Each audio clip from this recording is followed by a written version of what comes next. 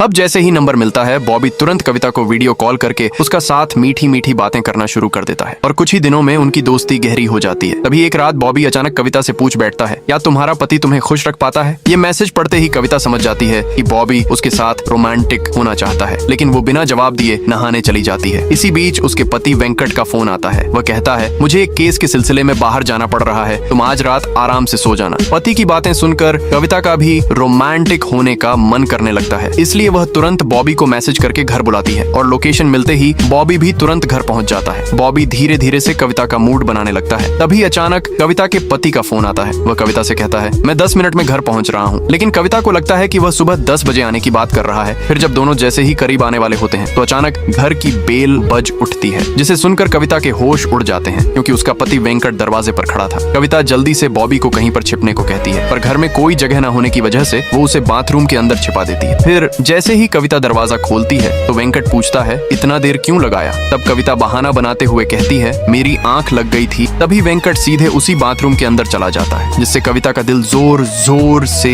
धड़कने लगता है। पर बॉबी लकड़ी के बक्से में छिपा होता है, इसलिए बच जाता है।